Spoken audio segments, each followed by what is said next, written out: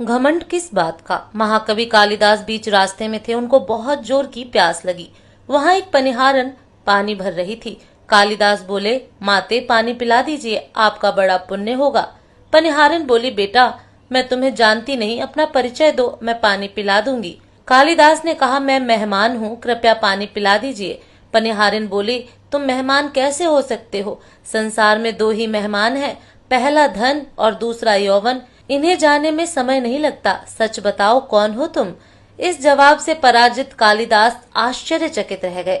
कालिदास बोले, मैं सहनशील हूँ, अब आप पानी पिला दीजिए। पनिहारिन ने कहा, नहीं, सहनशील तो दो ही हैं। पहली धरती, जो पापी पुण्य आत्मा सबका बोझ सहती है, उसकी छाती चीर कर बीज बो देने से भी अनाज के भंडार देती है। दूसरे पेड़, जिनको पत्थर मारो फिर भी मीठे फल देते हैं। तुम सहनशील नहीं हो सकते। सच बताओ, कौन हो तुम?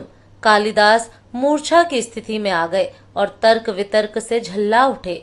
कालिदास बोले, मैं हठी हूँ। पनिहारन बोली, फिर से झूठ बोल रहे हो। हठी तो दो ही हैं, पहला नाखून और दूसरे केश, कितना भी काटो बार बार निकल आते हैं। सच कहो, कौन हो तुम?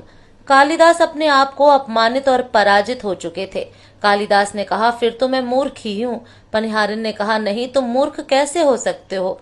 मूर्ख दो ही हैं, पहला राजा, जो बिना योग्यता के भी सब पर शासन करता है, और दूसरा दरबारी पंडित, जो राजा को प्रसन्न करने के लिए गलत बात पर भी तर्क करके उसको सही सिद्ध करने की चेष्टा करता है। यह बात सुनने के बाद कालिदास कुछ बोल न सका और वह इस स्थिति में वृद्धा महिला पनिहारन के पैर पर गिर पड़े और पानी पीने की याचना में गिड़गिड़ाने लगे। वृद्ध महिला ने कहा, उठो वत्स। आवाज सुनकर कालिदास ने ऊपर देखा तो साक्षात माता सरस्वती वहां खड़ी थी। कालिदास पुनः नतमस्तक हो गए। माँ ने कहा, शिक्षा से ज्ञान आता है, ना कि अहंकार से।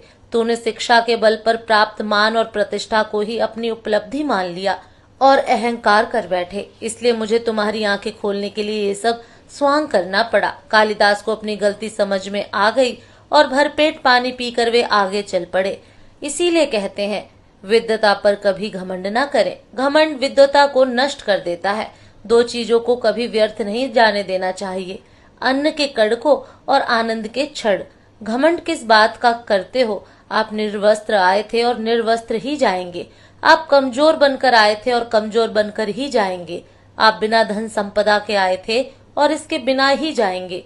आपका पहला स्नान भी आपने स्वयं नहीं किया और आपका अंतिम स्नान भी आप स्वयं नहीं कर पाएंगे। यही सच्चाई है। फिर किस बात का इतना घमंड, और फिर किस बात की इतनी दुर्भावना, किस बात की इतनी खुदगर्जी? इस धरती पर हमारे लिए बहुत ही सीमित समय है और हम मूल्यहीन बातों में बर्बाद कर रहे हैं। इसलिए अभी से प्रभु की आराधना में लग जाइए। दोस्तों, वीडियो देखने के बाद वीडियो को लाइक और सब्सक्राइब करना ना भूलें। फिर मिलेंगे दोस्तों, तब तक के लिए जय श्री कृष्णा।